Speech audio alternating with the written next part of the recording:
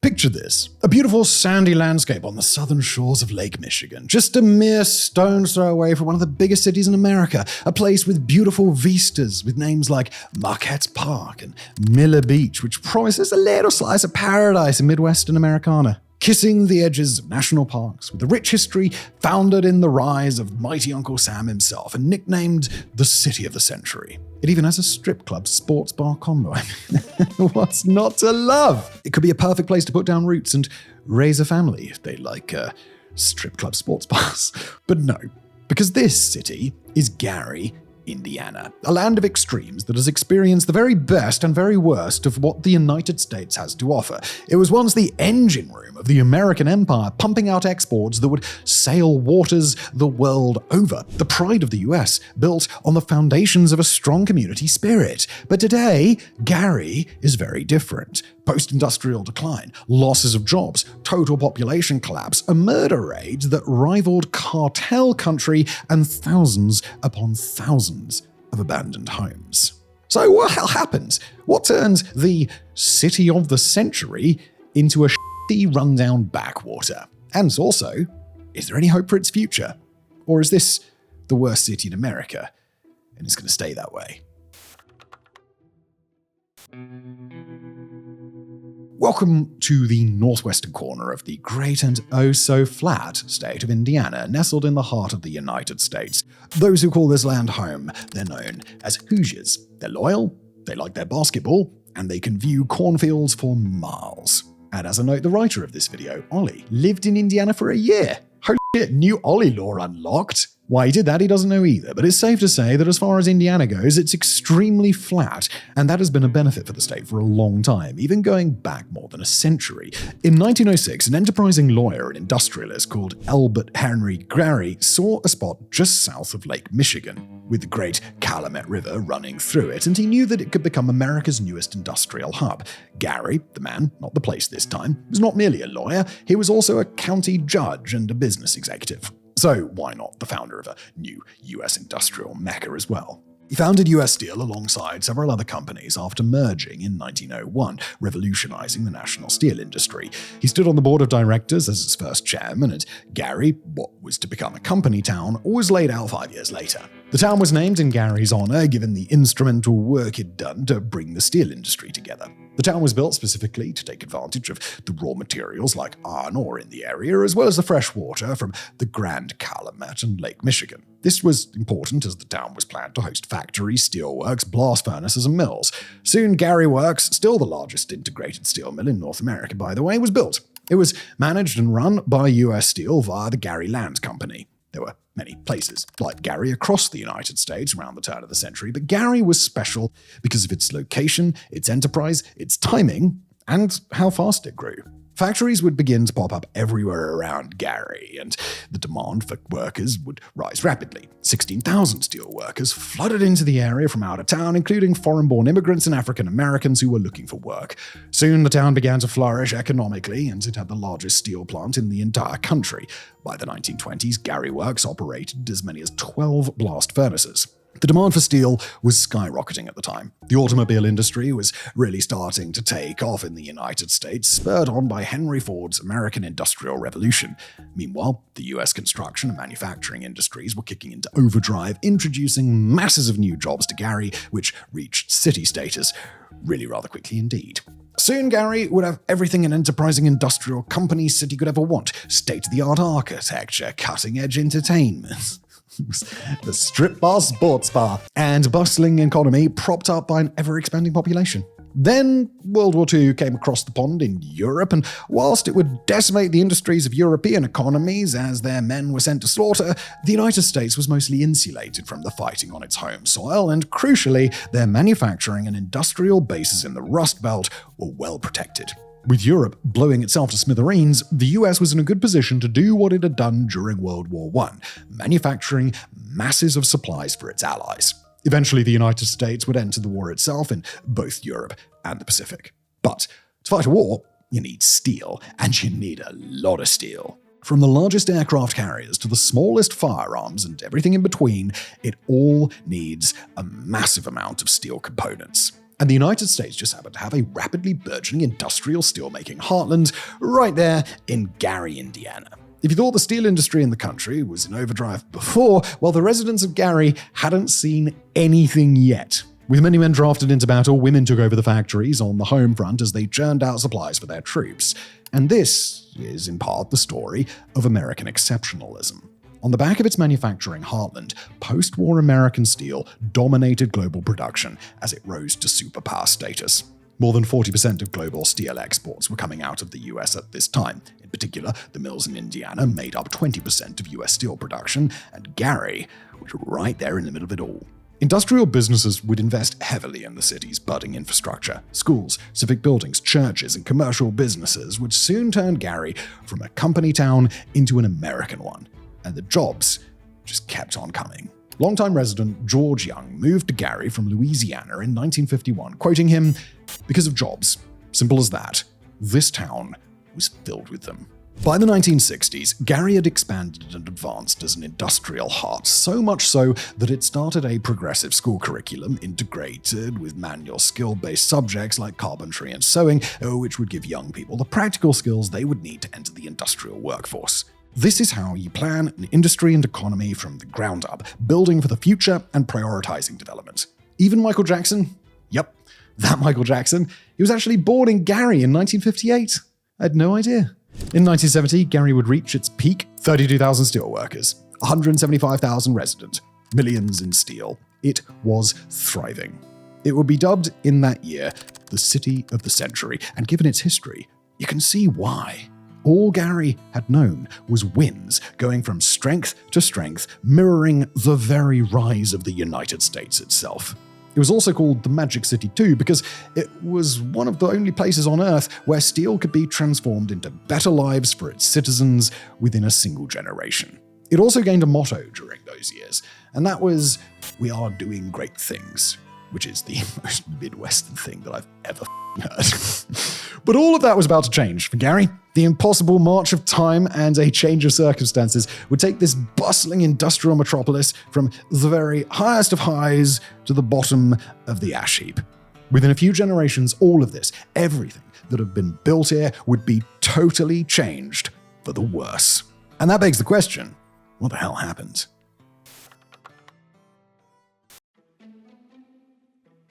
Alright, so where did it all start to go wrong for Gary? Well, you see, Gary, Indiana's in the Rust Belt. It was once the heart of US national steel manufacturing, the pride of the nation and envy of the world. Magnitogorsk, an industrial city in Russia, was even modeled off of Gary. That's how influential it was as an industrial hub. But it wouldn't last. It couldn't last. As the 20th century wore on, steel production peaked in the United States, but steel workers were starting to be forced out of the job. Foreign steel manufacturers in other countries had much lower labor costs than the United States and could export their steel at cheaper prices all over the world. American steel was seen as the highest quality at the time, but not every business needed or wanted the best. And the inevitable march of technological automation played a role too. Advances in automation technology made steelwork safer and more efficient, but it came at the cost of the workers.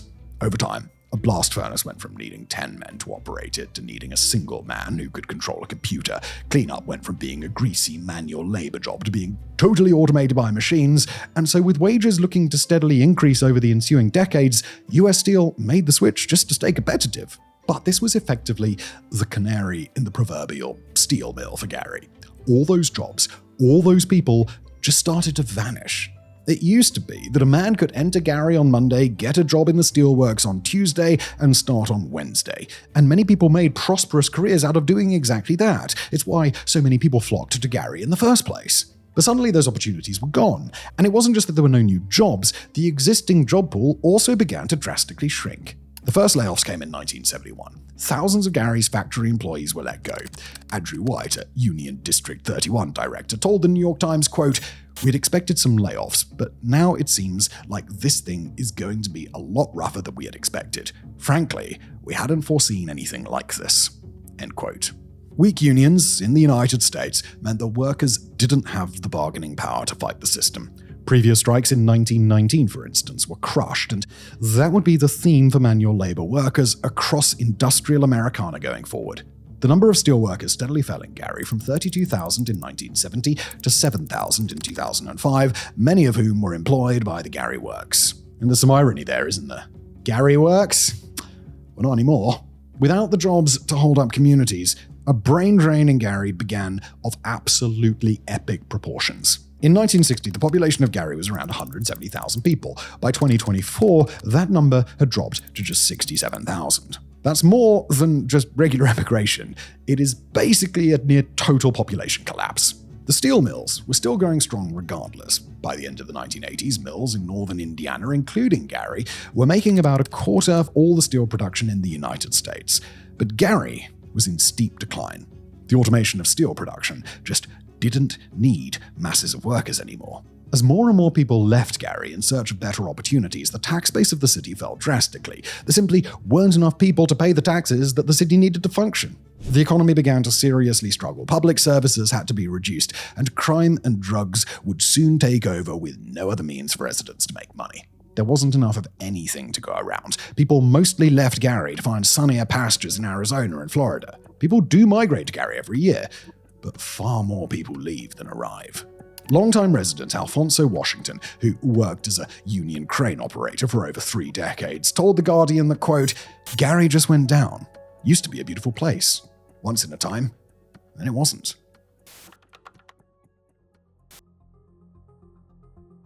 And the numbers really show today just what a state Gary has been left in. In 2023, Gary's unemployment rate was 10.3%. Indiana's state average was around 5.8% during the same time period. The steel mills in Gary do still exist, and people do still have jobs there.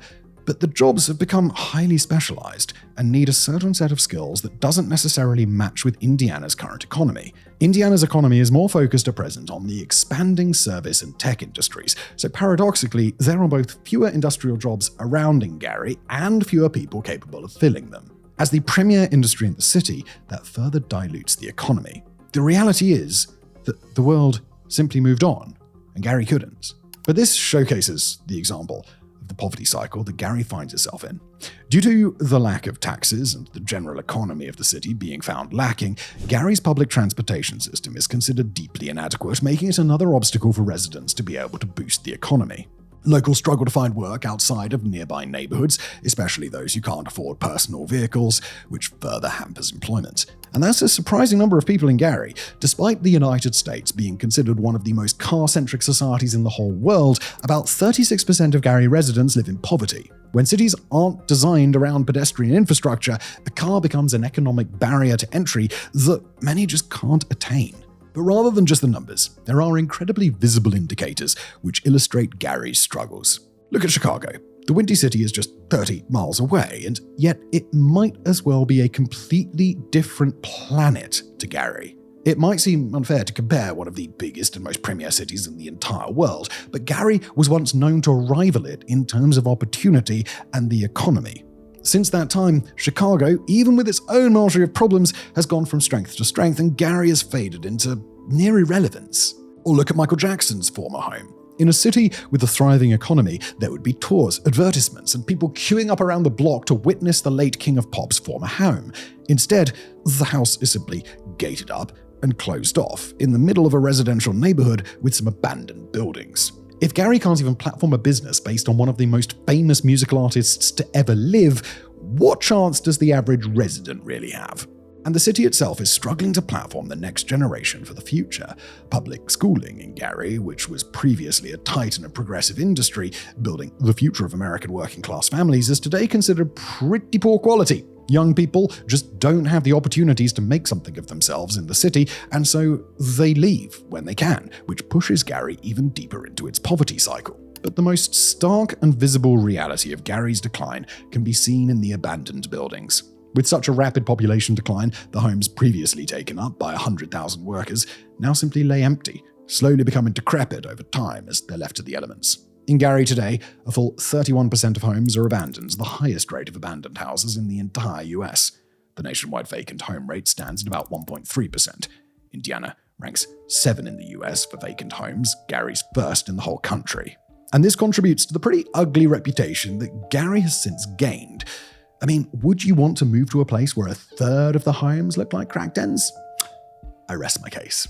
The Edison concept homes are probably the worst example of this. They were formerly affordable housing stock that was made from a single pour of concrete, and whilst they're in and of themselves brilliant examples of both complex engineering and affordable housing, to put it kindly, they're ugly as f***ing sin, especially since being largely left to rot. All those abandoned homes are now more than just an eyesore. They provide refuge for criminals who wish to hide things away from the city authorities. So many homes are abandoned that hiding a body in one would be a genuinely decent strategy to rid yourself of a murder victim. The sheer number of homes that would need to be searched to find it would take longer than the limited police resources in the area could realistically manage. So as you can imagine, the housing market in Gary isn't exactly what you'd call competitive. I mean, why would it be when over 30% of the homes are abandoned? Houses take an average of 50 days to sell. A competitive market sees homes sold after about 20 by comparison, and houses in Gary very rarely receive multiple offers. The median price per square foot of a house in Gary is around $55. In Indiana, the average is around $165, which is 3 times higher. And prices in the city seem to keep dropping as demand so drastically outstrips supply. In fact, at one point, the supply for homes was so high compared to the demand that an initiative called the Dollar Housing Program was started. The goal was to help sell homes to those who could not afford traditional mortgage sales. And yes, they really did sell some homes for as low as $1, but only when rapid deindustrialization had already set in, and those who actually really needed that initiative had already struggled through. It was a last chance Hail Mary. And unfortunately for Gary, it didn't really work, and it's not around anymore. It's a shame, though. Maybe I could have bought up the majority of Gary and called it Whistlerville. That would have been fun. Some sort of benevolent dictator situation.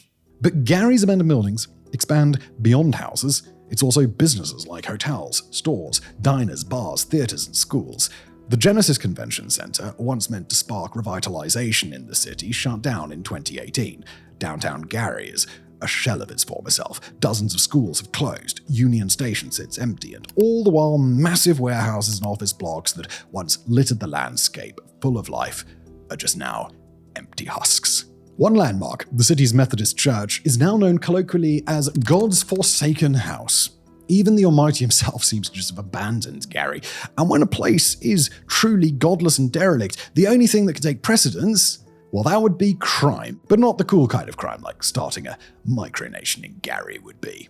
No, the darker kind, a pit of criminality that once took Gary to the very brink of Armageddon.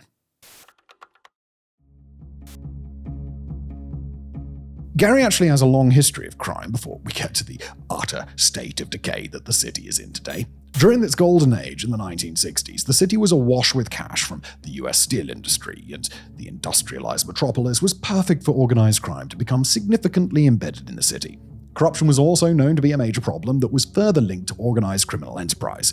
In 1962, the U.S. Attorney General Robert Kennedy called Lake County, where Gary is located, one of the most corrupt counties in the entire nation. But mobsters tend to go where the money is, and as Gary declined, there was less and less to skim off of the top for themselves, so they too left. It seems brain drain also affects criminals because those who were left were decidedly less sophisticated in their illicit actions.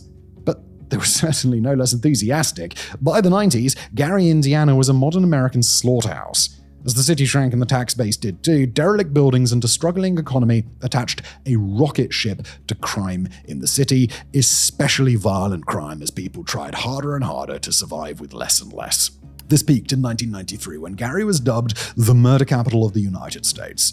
110 people were killed in the city in 1993, which give or take is roughly one murder every 3 days for an entire year. Now, that might not seem like all that many, considering Chicago next door could lose that number of people over Thanksgiving weekend, but with a population of 119,000, the murder rate was a staggering 91 per 100,000 people. Putting that in perspective, today in the United States, the most murder-happy city with people popping each other's clogs for fun is New Orleans. The murder rate there is 46 per 100,000. Basically half of Gary's at its height.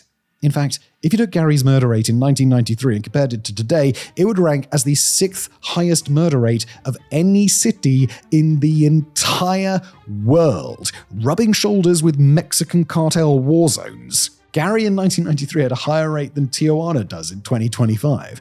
Now, I know it's not a perfect comparison. A lot of things change with how cycles of crime happened over time in certain places. So let's look at the 90s. In 1993, the three deadliest global cities were all in Colombia: Medellin, Cali, and Buga, with a murder rate per 100,000 of 196, 106, and 94 respectively. This was when Pablo Escobar was on the run from authorities and had effectively declared war on the Colombian government to stop his extradition to the United States. And even despite that, Gary would rank 4th overall on the entire planet. It was also the drug capital of the US at one point too, as illegal narcotics tend to go hand in hand with street crime. To say that Gary was a dangerous place to live would be like saying New York City is a bit on the pricey side. The post-industrial collapse of Gary led to a simply astonishing level of crime for a place so small. Today, believe it or not, crime rates in Gary are better than they used to be.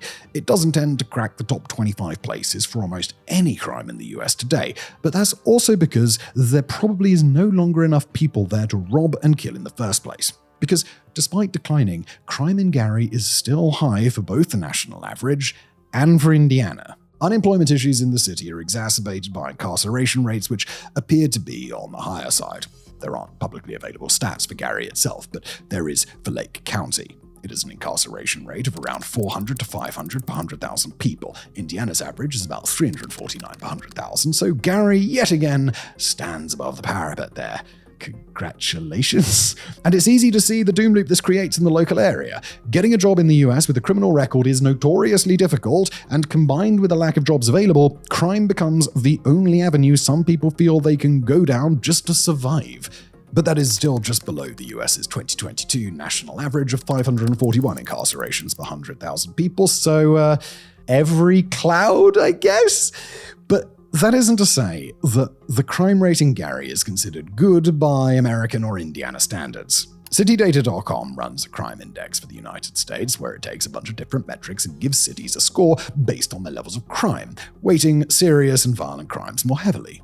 The score, on average, for the entire United States is around 233. Chicago, Gary's neighbor to the east, has a score of 390. Higher than average, and probably expected given Chicago's reputation as dangerous in certain areas. New York, slightly more gentrified, sits at 286. Gary, Indiana, has a score in 2024 of 629. Only New Orleans, the new murder capital of the US, is comparable at 789. Gary has been oscillating between 500 and 750 or so since 2010, and since 2020 the crime rate has increased year over year. Gary has a higher crime rate than 98.7% of all other US cities in 2024, which is a dramatic improvement over the 90s. Today, Gary's crime rate is around 2.7 times greater than the US average in cities across the country.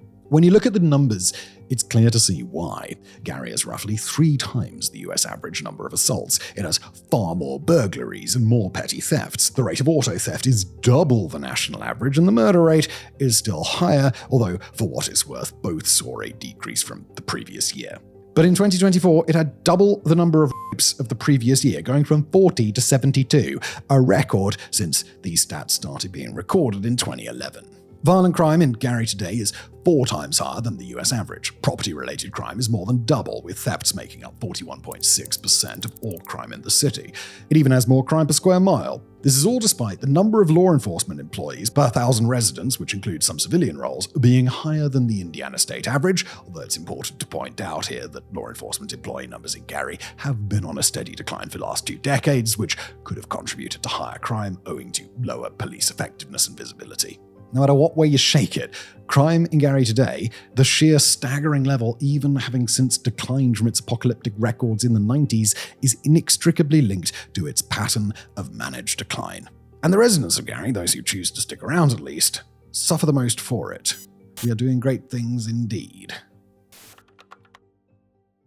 And now we also have to talk about one of the things that has affected Gary's decline, and that's racism. Now, some of you probably grimace when I said that, and you're probably shouting at your devices something about, Simon, why do you make things always about race on this bloody channel? Well, unfortunately, it is simply a sad reality of the American experience, especially when you look at the context of history and the systems of oppression used to put people of color down in the United States for years. Gary is no different in that regard. even the fucking Klan paraded there from time to time, so I do think it's actually relevant, guys. Gary has long had a history of racial segregation within its community. Back in 1911, when the suburb of Tolliston was incorporated into the city's metro area, a newspaper report read, and we'll quote here, "Tolliston wants not the Gary had 2 school strikes during its history, including in 1927, where a white human barrier was created to stop reassigned black students from attending Emerson School. They carried a banner stating, 'We won't go back until Emerson is white.' After 3 days of this, it worked, and the school was resegregated." To begin with, most of Gary's new immigrants were European in origin. Some black people also migrated from the South to avoid Jim Crow laws, but they wouldn't find much of a reprieve in Gary, where people of color were marginalized and isolated. Black and other lower-class workers were mostly dedicated to unwanted land, such as the Patch, a boggy section of land south of 9th Avenue in the city. There were several other areas that black people were effectively segregated into by those running the new city. Between the lower level of jobs and the lower value of land to live on, Gary's black residents struggled financially in comparison to their white counterparts. By World War II, Gary was effectively fully segregated, and it was a city with staunchly racist elements, even amongst the immigrant populations there. Over time, more and more black people moved to Gary because it was one of the best places in the entire country for getting a respectable manual labor job for supporting a family. Gary had a large enough black population that in 1967, it elected the first African-American mayor of a major city, Richard Hatcher. And to give you an idea of how racially tense the mood was in the country at the time, Martin Luther King Jr. would be assassinated the following year.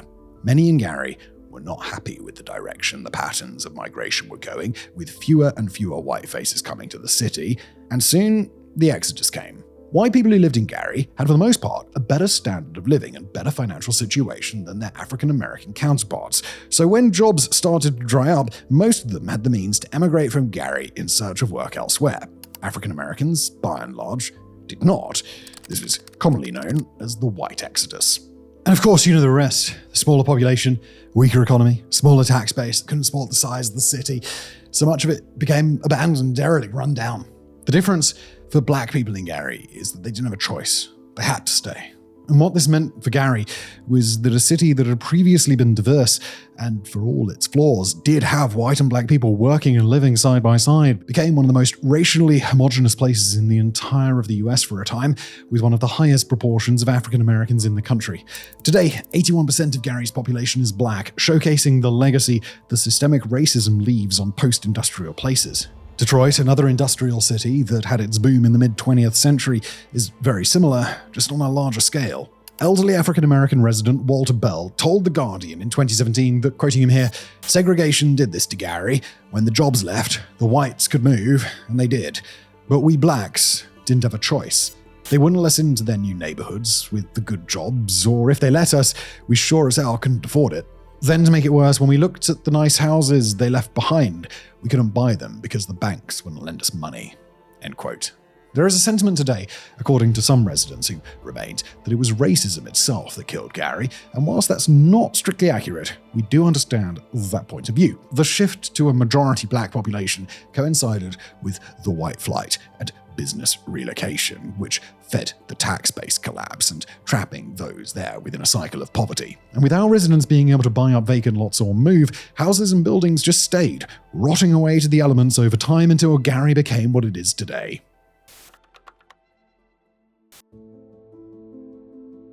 So where does that leave Gary today? Is it truly a lost cause doomed to rot away in the shadow of its former glories forever, like so many post-industrial cities before it? Well, maybe. But some of those Hoosiers are a funny bunch, and despite so many leaving Gary to collect dust, many still stayed. Some didn't have a choice, but many did. The heart of the community is beating, even if it's weak, and there's reason to believe that maybe, just maybe, Gary isn't quite finished yet. The city, well, definitely on life support, is at something of a crossroads, and the age-old issue remains: evolve or die. And let's start with the good. Yes, believe it or not, after all the ills of Gary you've heard about in today's video, there are good things happening in the city right now. It's just baby steps. Firstly, even if the steel industry is no longer viable in many parts of the Rust Belt, Gary has a distinct advantage: its location. Right on Lake Michigan and not far from the US megacity of Chicago, the city remains a desirable site for logistics and distribution centers in this part of the country. The city pitched itself to Amazon in recent times to put their new HQ in the city, which would have brought back jobs in their thousands to Gary. Unfortunately, Amazon didn't go for it, but the plan showed ambition from the city's civil authorities and a willingness to revive the city, which is more than could be said for many post-industrial places in the US. And just because Amazon didn't take them up on their offer, doesn't mean that nobody will, and other companies are starting to retake an interest in Gary. In recent years, a slow increase in small enterprises in the city has been noted, many of which are operated by locals who are committed to trying to make their city a better place, and not just leaving to seek opportunity elsewhere. We're talking locally owned eateries and retail, even small tech startups, which can all contribute in their own way to Gary's economy by boosting employment, creating a positive cash flow, and jobs that the city badly needs to attract interest from the outside. Better still, new industry has also looked into Gary and liked what they've seen. Renewable energy businesses are likely to be a large part of the industrial future of the world, and Gary, with its abundance of land, very low cost of living, and access to things like Lake Michigan, might just be the platform from which Hoosier industry rises from the asphalt and creates opportunities anew. There's a chance that if enough companies see the profitable benefits that Gary can bring, it could revitalize the city and return it to the beating heart of American industry that it used to be. But reviving a city is about more than just bringing back industry and cash. It's about building and developing community spirit, fostering pride in the local population and the place they live. And to its credit, Gary has tried to do exactly that. Gary has funded programs to develop its workforce with the skills it needs to participate in an economy that has since left it behind. Training programs have been available in a range of industries, including information technology and healthcare. In addressing the skills gap in the labor market, Gary can get more bodies in employment, which means more taxes, which means a better chance of revitalization. Getting that unemployment rate down has to continue to be a top priority going forward. Gary locals are making a concerted effort to revitalize their communities. They're creating green areas, tall empty buildings are being demolished to make space for new development opportunities, better housing options are slowly being built, and local development organizations are spearheading the work. In theory, this won't just make the standard of living higher, it also increases the appeal of Gary as a place to live and work. Because, let's be real here, this city desperately needs a facelift. Things like the Miller Beach Arts and Creative District has really helped in that regard since it was opened in 2011, and its twice-yearly public art festival has attracted a lot of attention.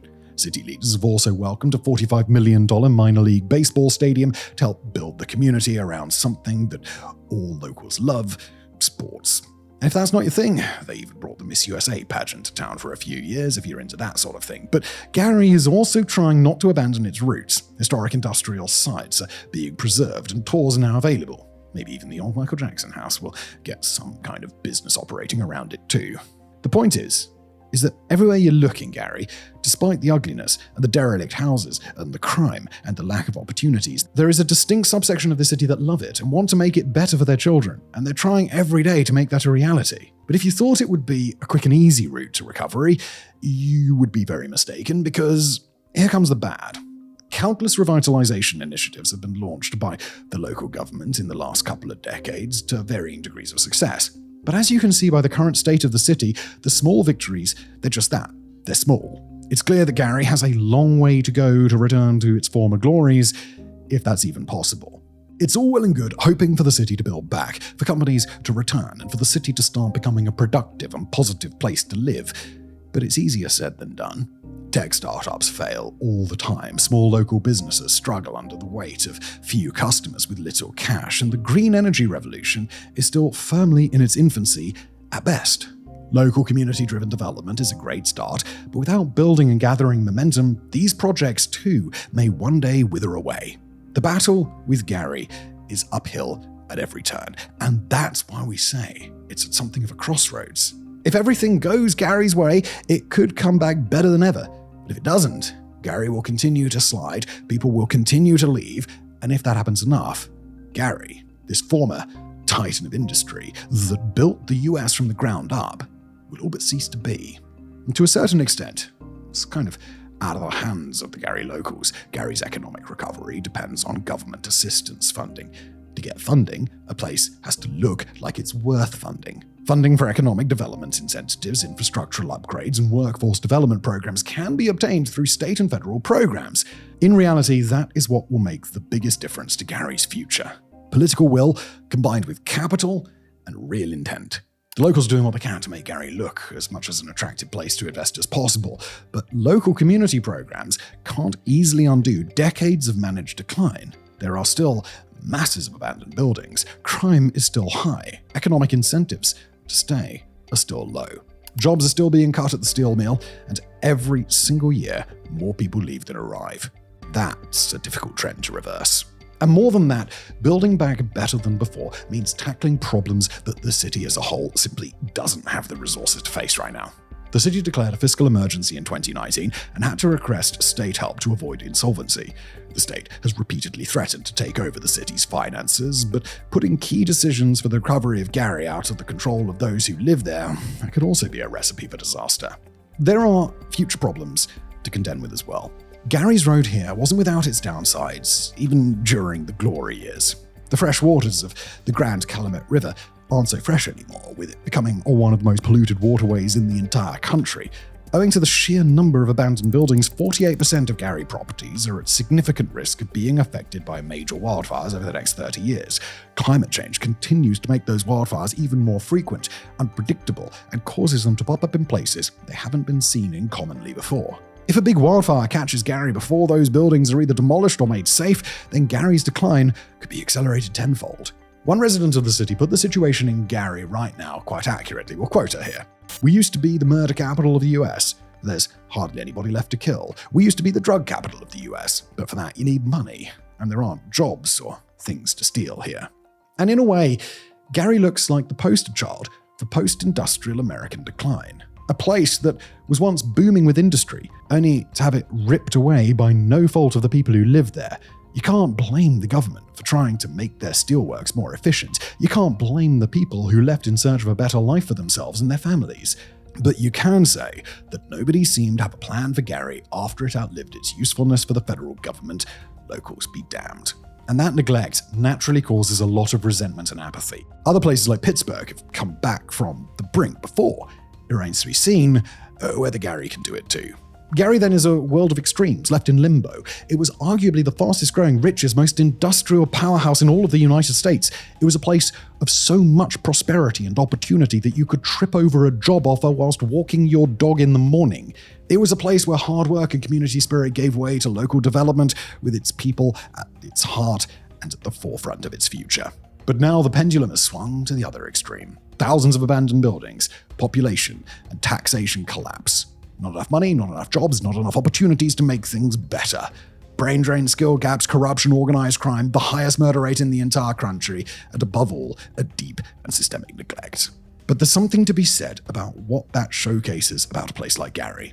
What it does do is reveal the resilience of a city and to people who refuse to give up on it.